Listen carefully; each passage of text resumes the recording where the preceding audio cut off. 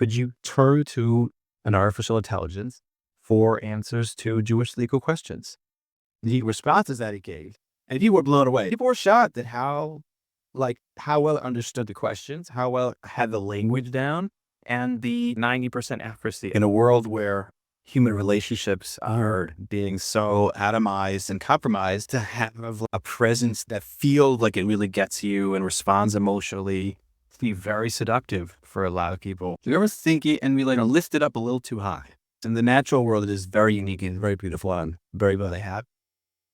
I don't think it's as special as we like to think it is. I don't think it's the only form of consciousness. In today's episode, I sit down with Rabbi Ari Hart. He's a pioneering voice at the intersection of Orthodox Judaism and artificial intelligence.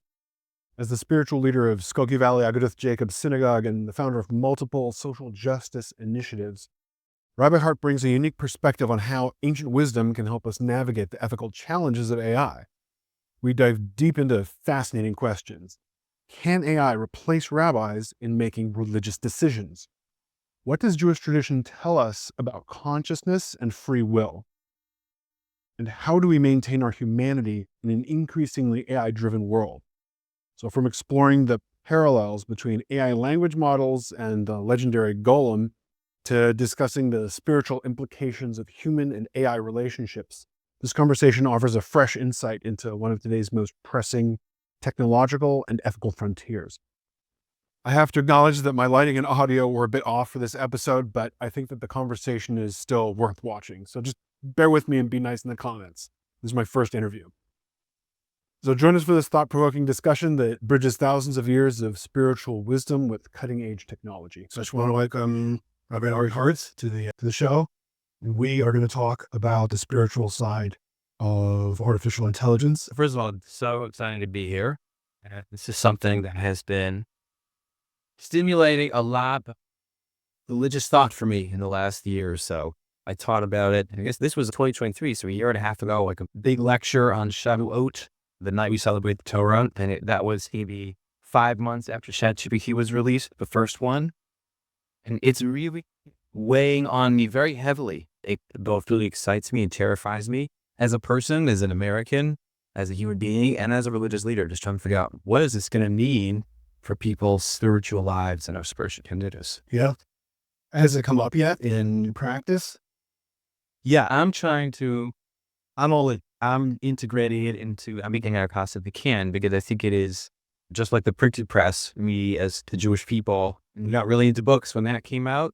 And when the internet came out, the Jewish people really jumped on that bandwagon as well, uploading tags, creating digital archives of Hebrew books that weren't available before and after them.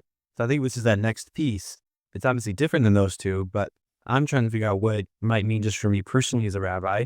Yeah, and so I use AI fairly frequently. I don't use it for generating certain ideas. I've tried. They're not very good. You just make it very broad. But I certainly use it for workshopping ideas. If I have a sermon idea, what do you think? Getting feedback. I use it for editing. I've started using ChatGPT with the Canvas load for editing and just working on pieces. And I used it as a thought partner to generate, if I need to generate a turn of phrase or titles for a program or image for a flyer. I'm trying to really use it as much as possible. I just checked out Sora, just got released this week for the poets. I was trying to flip. Do you possibly integrate this to the synagogue? I don't know yet, but it's something I want to know about and be able to play with, and pretty wild. It's pretty cool. I think they're preventing you from showing images of people in Sora now. Individual people. Yeah. You crowds. You won't do one person's face at the current iteration. Obviously, of course, it can. It's just trying to limit that because of how potentially dangerous that is. Right. But you're reading the text, reverse and text to look at. Sure. So one of the first ways I dump my head into this conversation from a religious perspective is the question of what we call sect halakha. So I'm Rabbi, Orthodox Judaism. We have a legal system. And in the legal system, there are yeses and nos and do's and don'ts. Some of them you may be familiar with: laws around food, kosher, laws around the Sabbath, laws around lots of things, all areas of life. And part of my job as a rabbi in a community is people ask me religious questions, not questions like, not necessarily spiritual questions, what is the meaning of life, but more, can I eat this food? Can I eat this whatever. Can I do this thing on the Sabbath? And my job is to say yes or no, or to give a legal answer. And that's a very old tradition. That's a very big part of the Jewish chain of law and tradition for thousands of years. I play a very small part of that chain. And I was wondering, when ChatGPT first came out, what if you could ask ChatGPT those legal questions? What if you could ask ChatGPT, I was cooking a meat stew, and by accident, some milk fell in the stew, and the viewers may know milk and meat, we typically don't mix those in Judaism. Can I eat the stew after a little bit of milk fell in the big stew? A bit of a classic religious question, illegal question. So I started seeding ChatGPT some of these questions. This was on ChatGPT 3.0, not trained. I didn't do any training of the model, just seeing what it knew for whatever it had scoured on the internet. And lo and behold, it gave some pretty good answers. I would say about 90% accuracy. Of course, it also made up some neat, weird stuff every once in a while that was totally off base. Except for those, they were just as good, if not better, as some of the answers that I would give. That obviously raises a very interesting question: is what is the role of the human being? Let's say we did train it on Jewish legal responsa, and the model's better. I haven't asked the models, which can now check themselves, one, and are better at curbing the hallucinations. Let's say we get a model that didn't hallucinate and that really was accurately, just like they've passed the bar exam, accurately passing Jewish legal texts.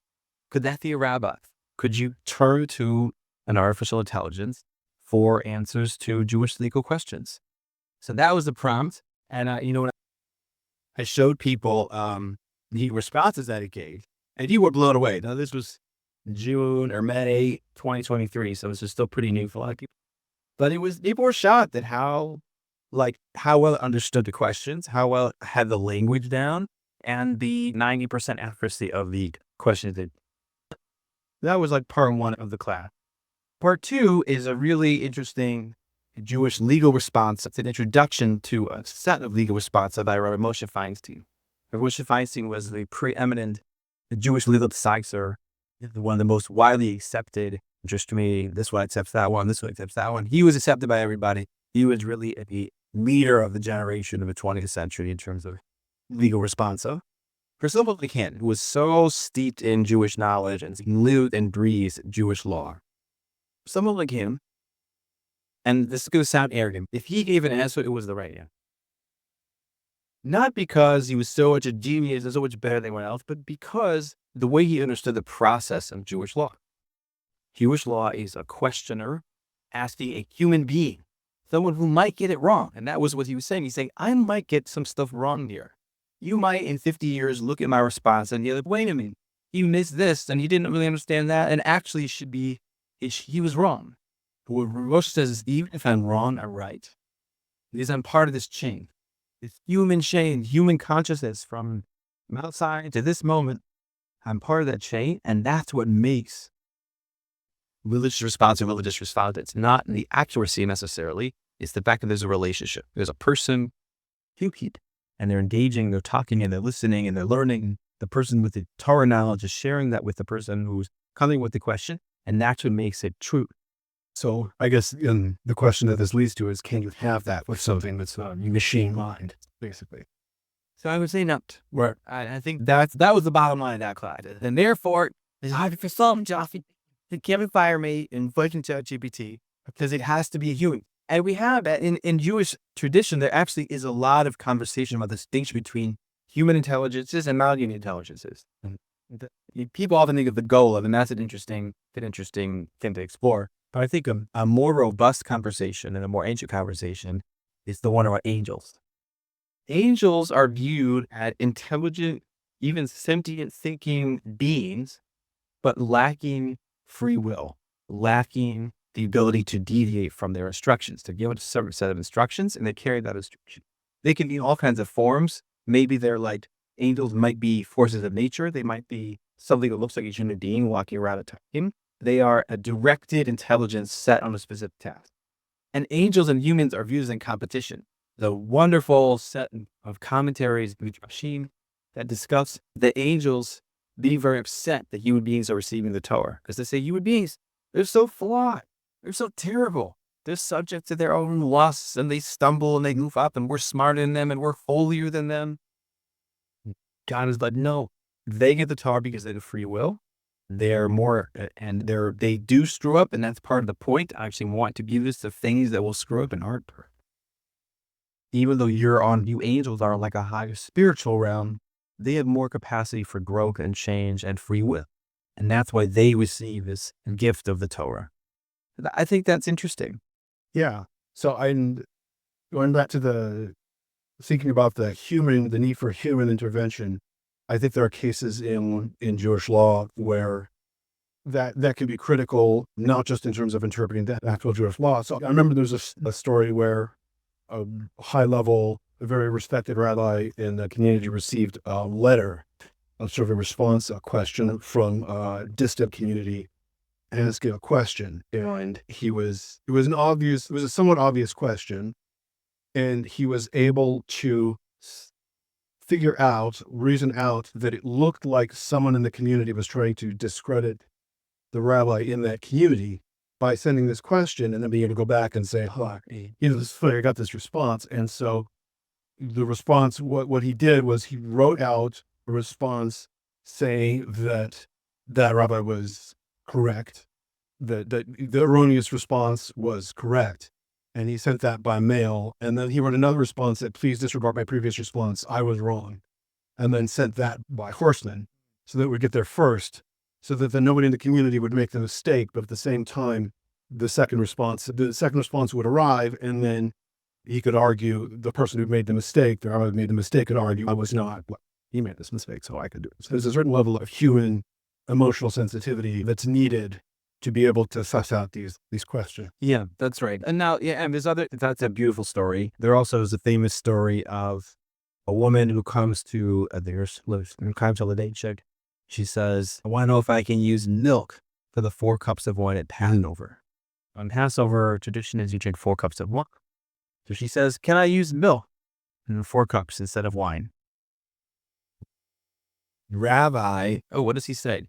He says, yes. But then he gives her money to purchase a ticket. So what's going on here? So the students are very confused.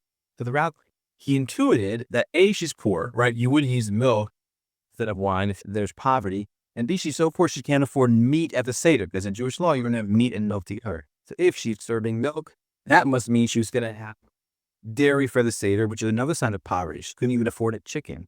You give the money for the chicken. So behind the question of whether or not you can use milk or not is a deep human reality and a human tragedy that he responded to. And this is true, by the way, with many Jewish legal questions.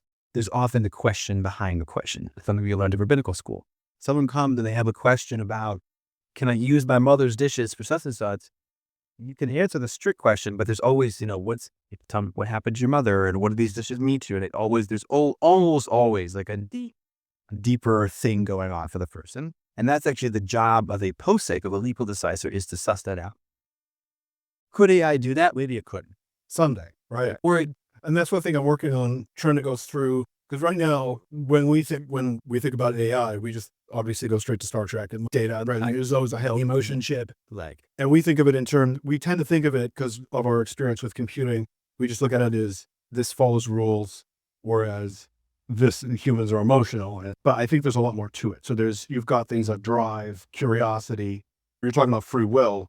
That's kind of that's part of curiosity, is like driving to get to the answer, the ability to make moral decisions. There's all of these issues that come into play that we're edging into. There's some question as to whether one of these is going to be a barrier to any further progress. Yeah. And I think Judaism actually has more to say about some of those things than we might initially, like free will.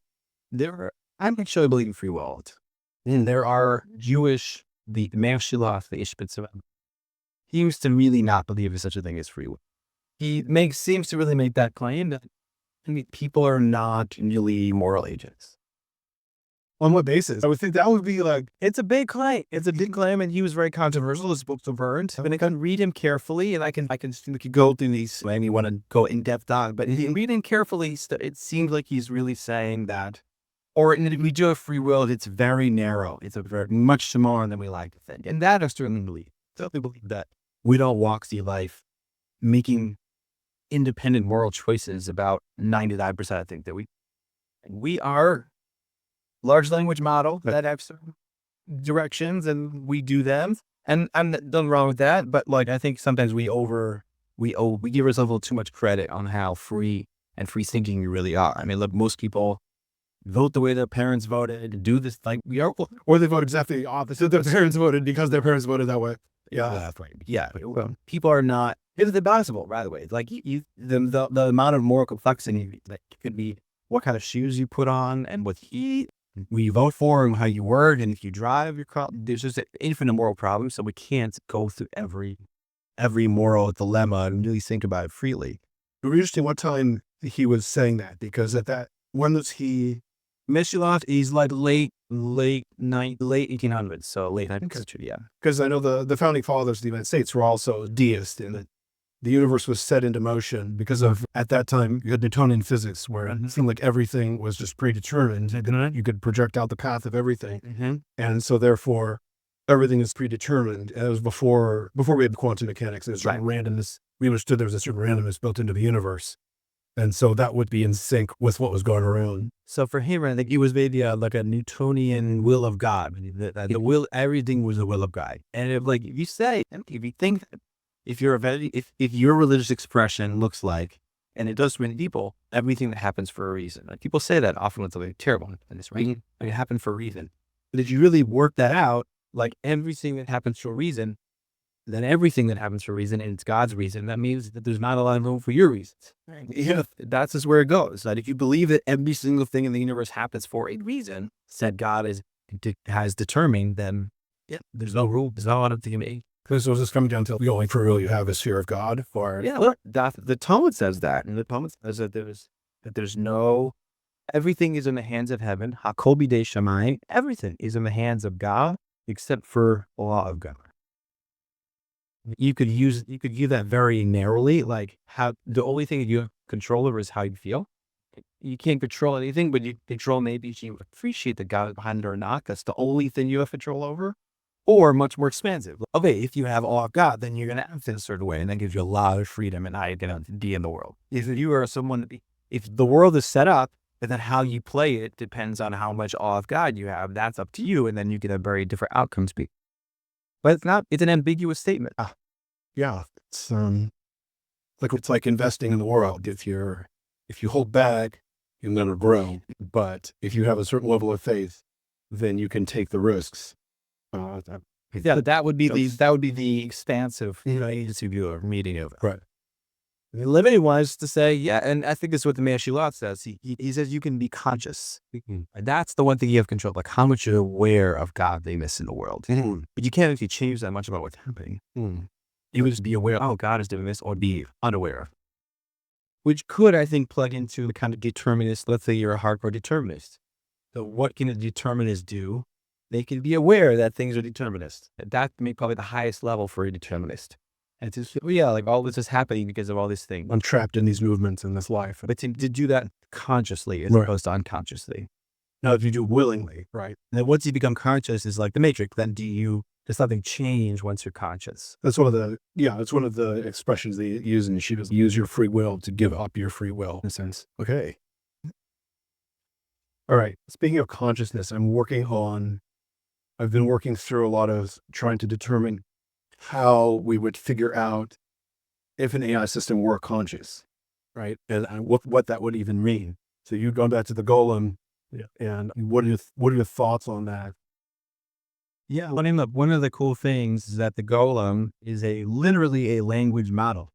It's a model made out of clay, and the story it goes back to the Talmud. We know the famous one is Rabbi Judah of Prague, but it is an earlier and see it in the Gemara and the Talmud. That one in Talmud written 400 CE. It tells the story of one great Rabbi Rava who forms a human out of clay, and then the language model, he literally writes the name of God, letters, and he uses a book called Sefer Yetzirah, which is a mystical book, which is all about permutations of letters and words that are forms to create the world. Right?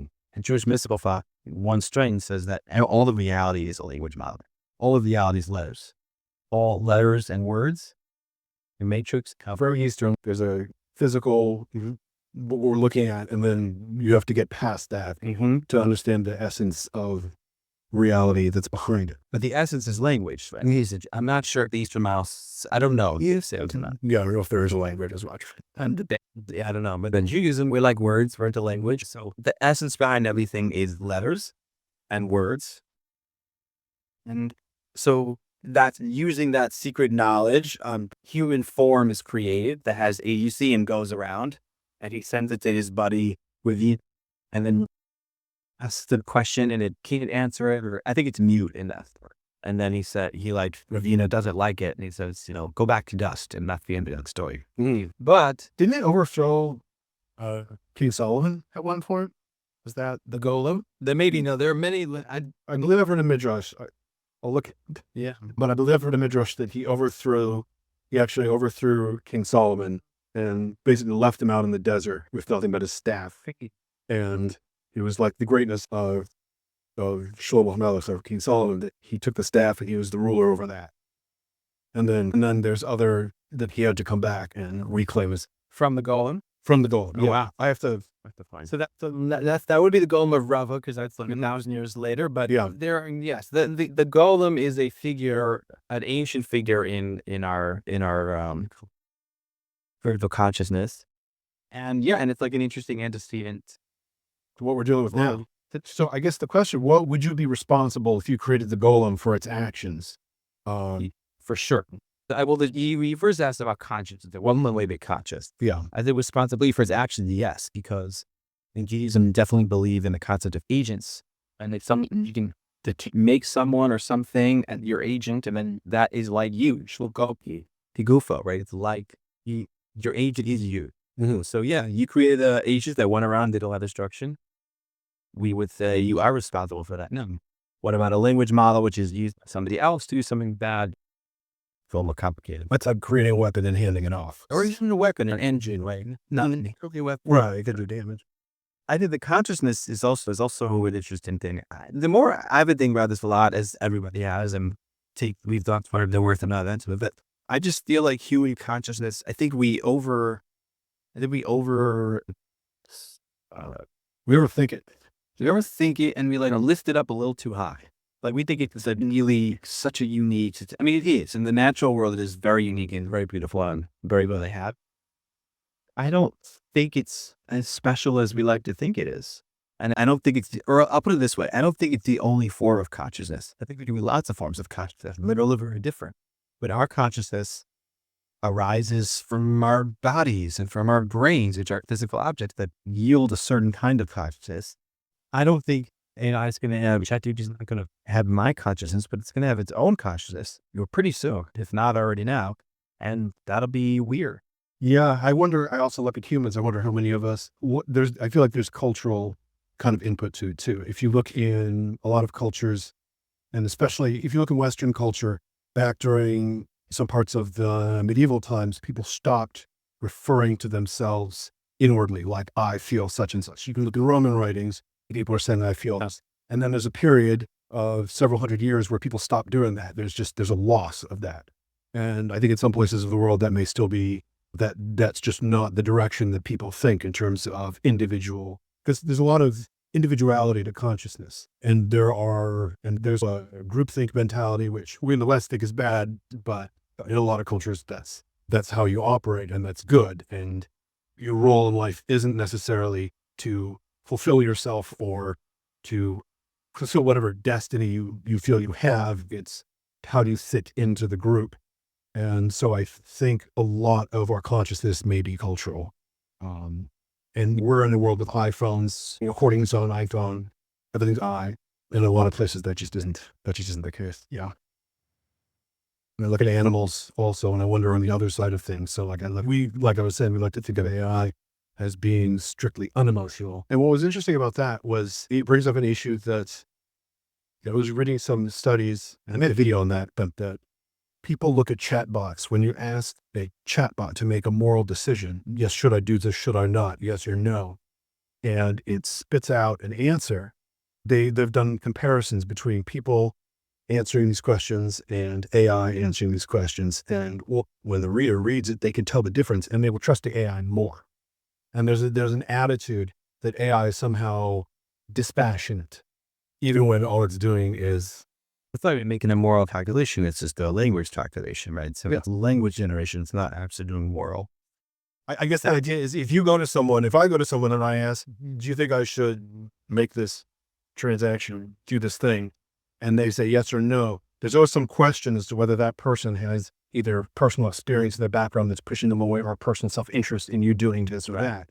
And so with the chatbot, it's just pulling it out of the ether. And there's more of a confidence in it, which also goes back to the question about the issues of Jewish law. Right. And a chatbot also can be very emotionally, it can give answers that feel very emotionally comforting to people. Right. It's very good. It does the basic therapy 101, mirroring, right? You say something, it reflects it back to you, right? And it can pick up a little bit of the tone. If you say, oh, this mean guy did this thing to me, what should I do? It could be like, oh, that's so bad, that person hurt you, right? It can understand that you're expressing a certain feeling, and it can respond to that feeling in a way that makes people feel heard and seen. And that's like basic human interactions. Someone shares something, understand it, and you reflect it back to them, which leads to a lot of people feeling very understood. And you already, I see if I read it. Oh, I was talking to ChatGPT and it understood me and no one, let's go. So whatever that's happening in a world where human relationships are being so atomized and compromised post-COVID, and it's when young people and just like social media, like these really isolated realities that are everything's mediated through a screen, and to have a presence that feels like it really gets you and responds emotionally, to be very seductive for a lot of people. Because it's much more pleasant than dealing with people who may not understand you, who may have another interest to play, who maybe try to manipulate you in some way, like a lot of human interactions are. That's humanity. But that's real, right? And that's the thing, is that at least those feelings are real and you're dealing with people. When you're dealing with a chatbot, it also may be manipulating you to do all kinds of things, but you happen to know it is at first, and it feels like it just is going to meet you exactly where you are and say exactly the thing you want to hear. And that's something that I worry about, a social impact, especially on all people. Have you read any of Isaac Asimov's Futurism? No, I should. Okay, so there's I read this when I was much younger, before any of this was happening, and so he basically in his sort of sci-fi universe, there are these robots. There are robots that have a high level of artificial intelligence. They're not hostile. It's not like a dystopian story, but people interact with these robots, and there's a first wave of settlers that goes out into other solar systems and settles. And over time, they become so used to interacting with robots that they become allergic to other people, to human interactions, and they never want to see people, and they're isolated. And at a certain point, it weakens them to a point where a second wave is able to overtake them that isn't in these isolated situations. At the time I read it, I was like, okay, that's nice. It was an interesting story. And then you see it, it's like that it was like prescient. I don't know if you even knew what he was predicting, but it's much more satisfying to deal with something that just does what you tell it in a lot of ways, on the short run, at least. Yeah. So, no, I think we're approaching that in the next couple of years. So people are able to create a kind of a ecosystem environment where all food, ordering your food, and you talk to your chat companion that's personality's modeled just the way you want it. Never in a bad mood. They're never in a bad mood. It responds to your moods and whatever you want. And you could live totally cut off from other people if they had them. You were already seeing all the depression and all these other people are already basically doing that without the companion, right? Spending 8 hours a day on social media. And that also seeking a validation, seeking videos and the content, which kind of gives a validating, shows you things you want to see, right? It's very good. Yeah. It knows what you want to see and will show you that. Yeah.